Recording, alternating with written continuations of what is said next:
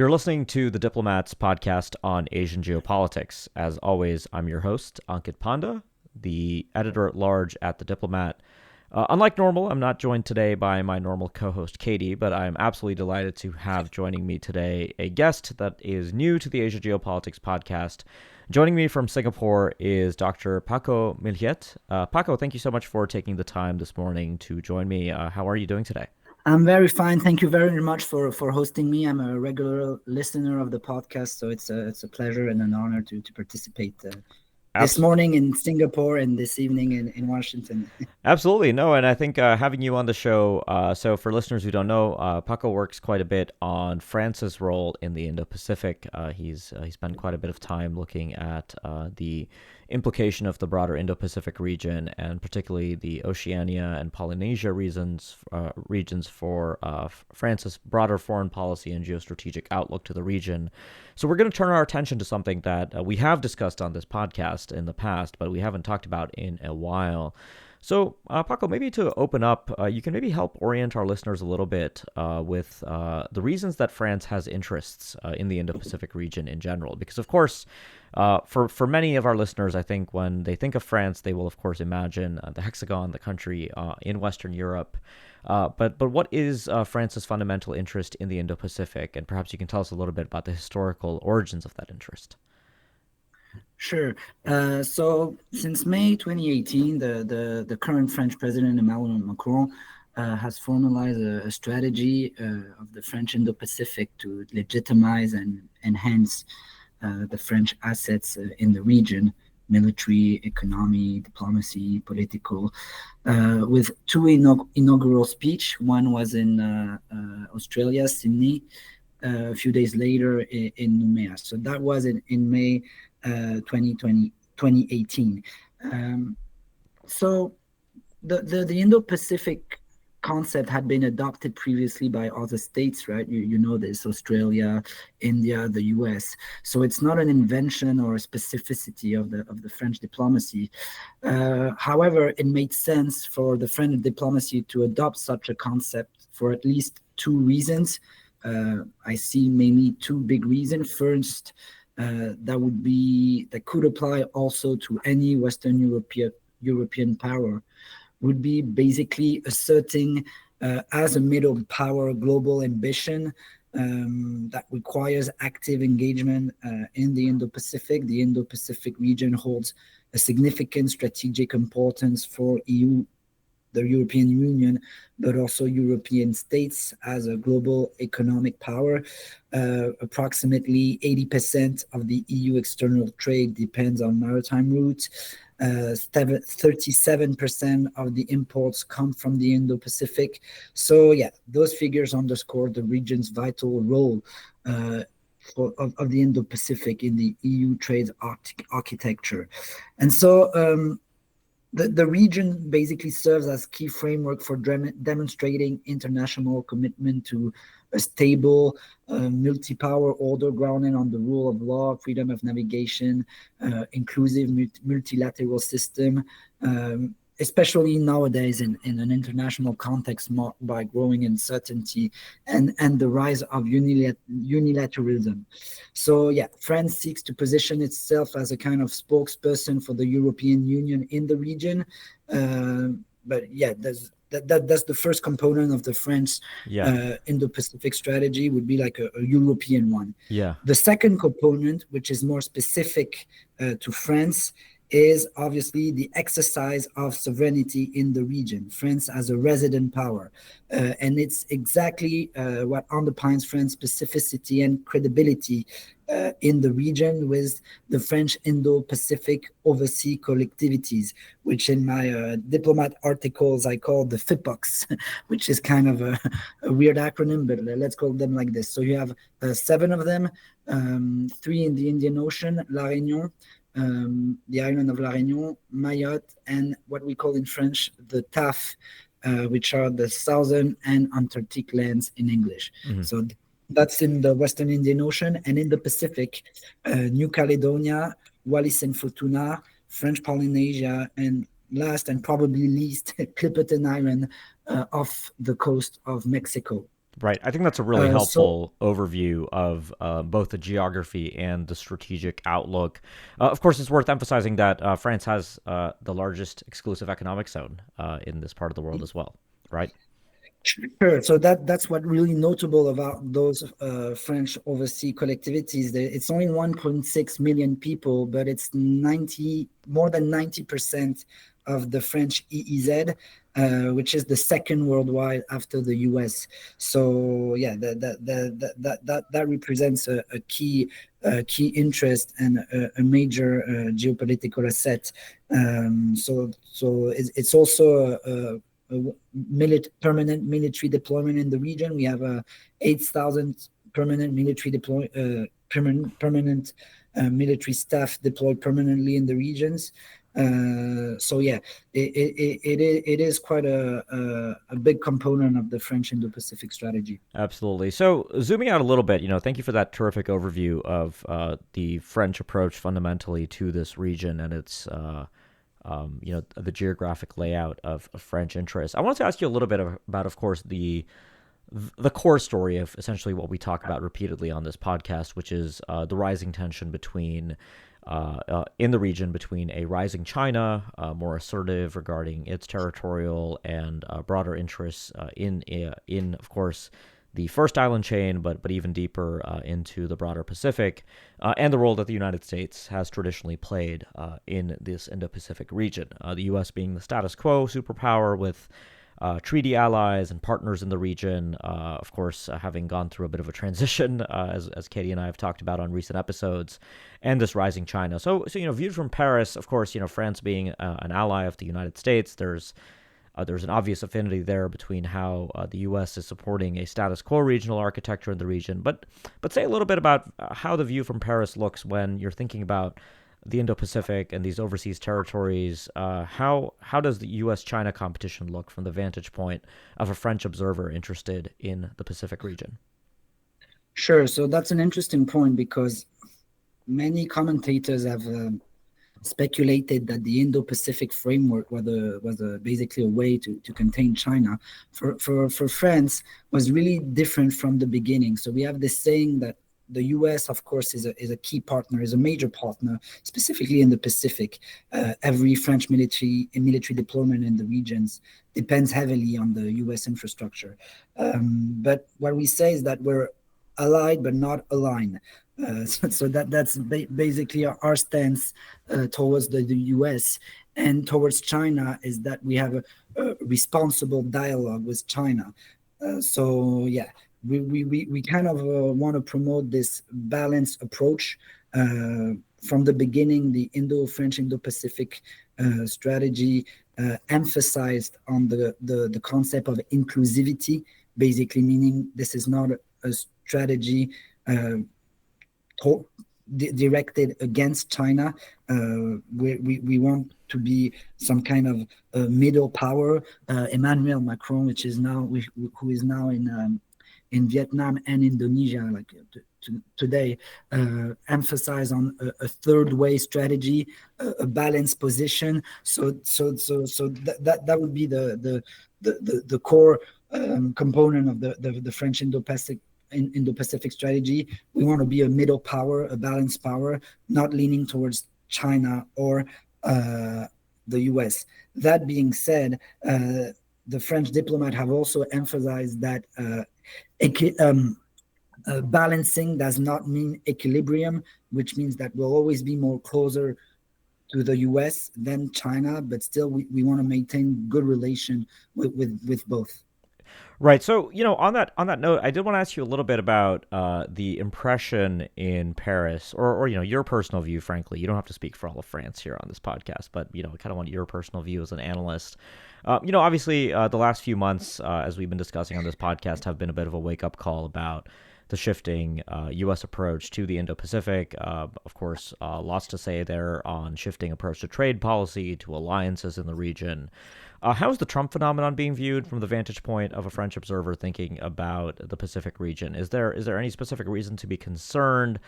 There is, of course, the view here in Washington that this administration is rather inclined to subsume what is a complex geopolitical region into essentially a broader framework of competition with China. But how have the recent developments in Washington been viewed from your vantage point when it comes to this particular region? Yeah, so it's a funny story because when the Trump administration initially announced on the Liberation Day its tariff policy, some French overseas collectivities were more targeted than the European Union. So people thought like, wow, is Donald Trump officially contesting the French sovereignty in overseas territories? So Interesting. those measures were quickly reversed. So it's probably more a sign of ignorance Then of the malice. French yeah, of the French specificities from the Trump administration. But globally, I think for now, um, the Franco-U.S. relation in Trump 2.0 is more about the transatlantic relation. We haven't heard much about Right. the French Pacific or Indian Ocean collective territories. So let's see. We're never sure about the what this administration could say in the following weeks. Some commentators in France have speculated on whether or not Donald Trump could have like expansionist some kind of ambition towards those territories. Like he said, Canada could be a 51st state, so why not why not French Polynesia or New Caledonia? But that's obviously more of a joke. So right now we have very few elements to say how the Trump administration would like conduct its policy towards the French overseas collectivities. But what needs to be noted is that France and America are really key partners in the Indo-Pacific and specifically in the South Pacific. Mm-hmm. So I'm not sure whether the Trump administration would be very aggressive towards France in the region. And also, furthermore, if France's sovereignty would be undermined in those territories, obviously people would probably see this as a good step for Chinese ambition in the region. So, Yeah. yeah, I think I'm not sure we'll hear a lot of Trump on those issues.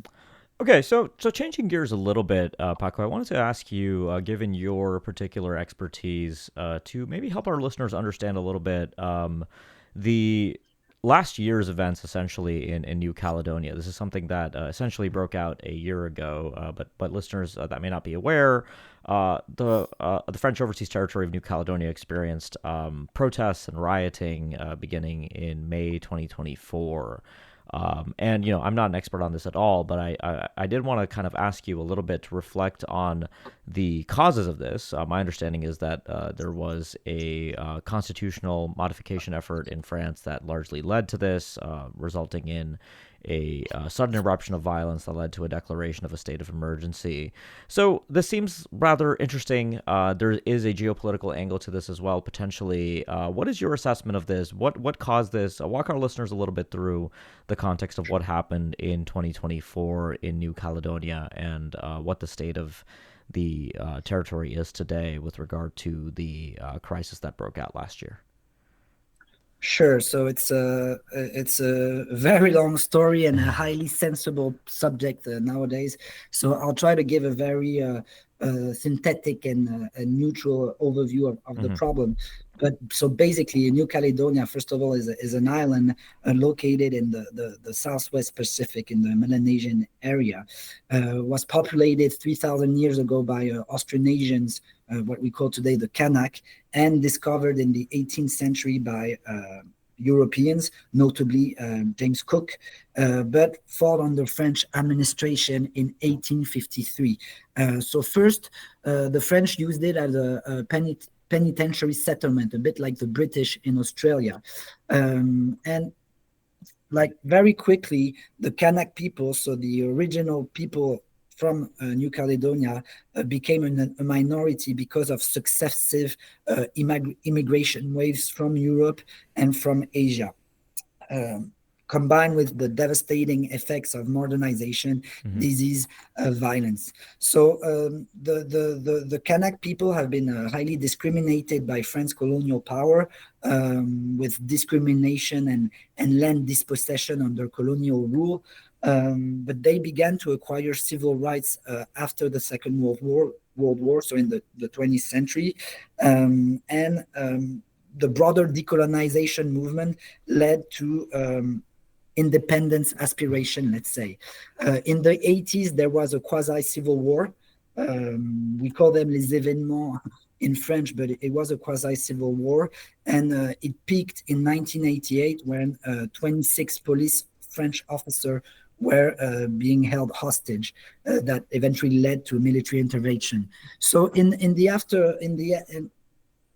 afterword of this tragic event, political negotiation led to the signing of several agreements, notably the Nouméa Accord, which is important in 1988, that provided for gradual transfer of competencies to Mm-hmm. local authorities, the creation of restricted electoral role for local election, and that's a key point for today's problems, and organization of self-referendum. So between 2018 and 2021, so that was very recent, 3 independence referendum were organized in New Caledonia.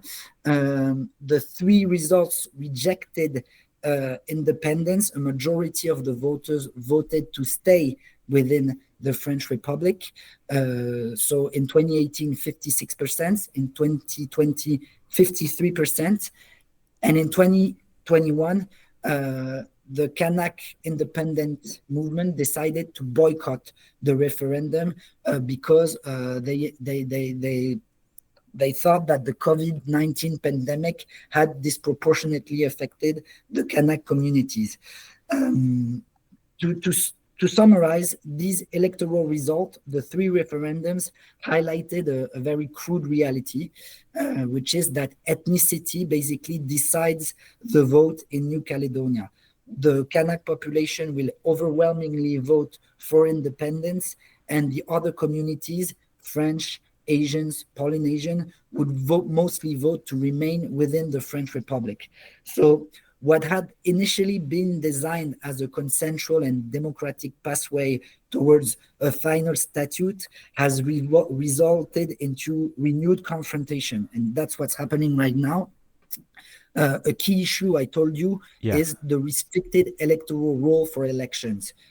It excludes almost 20% of the Caledonian population from local elections. So this is clearly contrary to some fundamental rights guaranteed by the French Constitution. Now that the Nouméa Accord in 1998 have expired after the 3rd referendum, the French government has deemed these restrictions no longer justified. And so the government decided to lift the restriction on the electoral roll. Obviously, the independence movement were totally against this reform. So what happened is when the legislation was voted at the National Assembly, that was 1 year ago in May 2024, violent riots erupted in Nouméa and surrounding area that led to 14 people dead, including 2 police officers, hundreds of injured, and notably economic collapse. Like it's been said Right. that in 1 year there's been an economic contraction of about 15%, which is massive. Yeah. So right now we're in a political deadlock, I would say. The French Ministry of Overseas, Manuel Valls, who is an important political figure because he was prime minister 10 years ago, just came back from New Caledonia with very limited results. Emmanuel Macron announced today that he was going to invite all the political leaders in Paris next month. So yeah, we're kind of waiting. We don't know what to expect, but there is a major event on the agenda, is the coming provincial elections in 2025, which could which raises fears of further unrest. I'm sorry that was quite No, long, thank but you. it's I mean, that was, it's a complex set of issues, and I'm sure, myself included, most of our listeners, I don't think have a very good understanding of the background and the context. So thank you for that. I think that's a very helpful walkthrough. We're coming to the end of our time for today's discussion on the show, but I wanted to ask you to just reflect a little bit on what you just said.